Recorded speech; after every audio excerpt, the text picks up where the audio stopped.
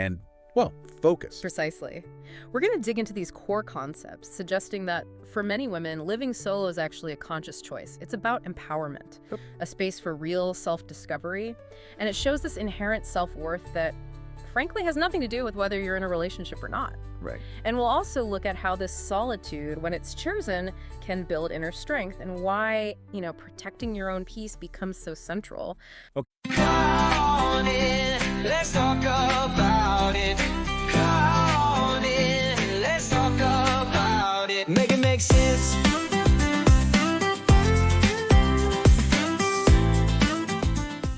Alone. You see things, hear questions, often hinting that maybe they're lonely or, something's missing. Right. That typical narrative. Exactly. Well, today we're taking a different angle. This deep dive, it's really focused on trying to understand a perspective that's maybe more empowering. Yeah, definitely. The idea that a woman choosing to live alone isn't just like managing, but might actually be intentionally building a life focused on independence and, well, focus. Precisely. We're going to dig into these core concepts, suggesting that for many women, living solo is actually a conscious choice. It's about empowerment, a space for real self-discovery, and it shows this inherent self-worth that, frankly, has nothing to do with whether you're in a relationship or not. Right. And we'll also look at how this solitude, when it's chosen, can build inner strength and why, protecting your own peace becomes so central. Okay, let's jump right in then. Redefining independent. Because the source material we looked at, it really pushes back against just tossing that word around casually. It does. It suggests that for a woman living alone, true independence isn't just paying the bills. It's about actively managing her whole life and deliberately choosing to avoid, what did it call it, relationship noise. Yeah, relationship dynamics or noise that might not serve her. And what's really key here, I think, is that it goes beyond just, practical self-sufficiency. How so? Well, it's presented as a conscious selection, a choice to build a life where your decisions, your time, your energy, they're guided mainly by your own needs, your own desires. Okay. So it's not framed as like a backup plan or feeling incomplete. It's positioned as a proactive way to live. Potentially a very fulfilling one. Exactly. It completely flips that script we often hear, doesn't it? Instead of asking, why is she alone, the focus shifts. It becomes about the strength in making that deliberate choice. Yeah. And that leads us nicely into this other point, how society tends to mix up being alone, solitude, with being sad. Oh, absolutely. It's a common confusion. You see it all the time, right? A woman having dinner by herself or going somewhere without a plus one. Yeah.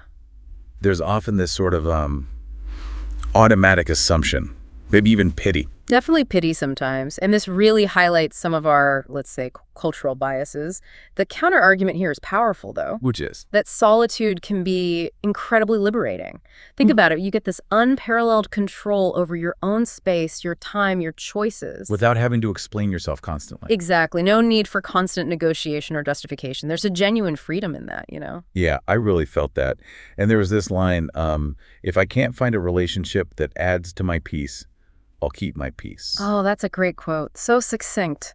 If you are enjoying our content, please subscribe, like, and share. Your support is appreciated. It just perfectly captures that idea of intentional solitude. It's like prioritizing your inner calm and refusing to settle for less. Absolutely. And if we connect this to like the fundamental idea of self-worth, the source material is really clear on this. Go ahead. It makes this powerful assertion. A woman's value, her sense of being whole, it's intrinsic. It doesn't depend on having a partner at all. That feels like a huge shift in thinking for a lot of people. It's about finding validation Well, within yourself, right? exactly. Yeah. The focus is internal. Self-respect, self-love, a strong sense of who you are, that's the foundation of your worth, not what someone else thinks or your relationship status. It's compelling, this idea that a woman who truly understands her own worth, she's operating from a place where she's already whole. She isn't looking for someone else to like fill a gap or complete her, because from this viewpoint, there's no gap to begin with. Okay, so the material also talks about how living alone, choosing that path, can actually build significant inner strength. How does that work? Well, that dedicated time and space for self-reflection seems absolutely crucial. Solitude gives you this unique chance for introspection. To figure things out. Yeah, to get a much deeper understanding of your own needs, your desires, your boundaries. And not just about romance, but, across your whole life. That focused self-awareness is incredibly empowering. And I imagine that kind of self-awareness, really knowing your own boundaries, that must lead to setting higher standards, right, in all your interactions. That's exactly the connection the source makes. Because you know what you will and won't accept. Precisely. The clarity you gain from chosen solitude doesn't mean you lower your standards because you're afraid of being lonely. Quite the opposite, actually. That clarity can strengthen your resolve. It makes it easier to say no to things, to people, to situations that just don't align with your well-being or your values. Which loops us right back to that core idea of self-worth. The source really hammers this home. It's inherent. It's not granted by a relationship.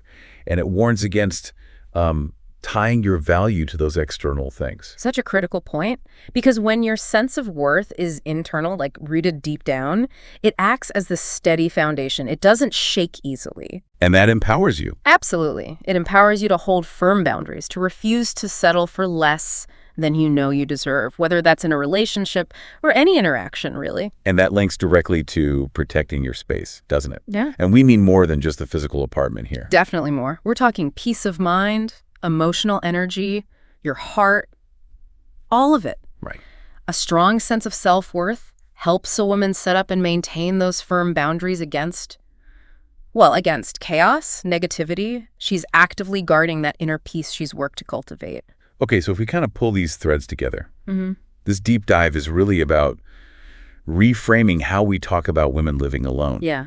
It's shifting from seeing it as something missing to seeing it as a conscious choice. Yes. A choice for peace, for serenity, for a really profound kind of independence. Yes, exactly. It's about shifting our collective view, moving away from seeing it as a state of lacking something towards seeing it as a state of powerful intention. Wow. And the autonomy, the control that comes with that choice, it lets a woman live more authentically, guided by her own values, her own goals. And the underlying message seems to be that this specific type of independence, it builds a deep inner strength.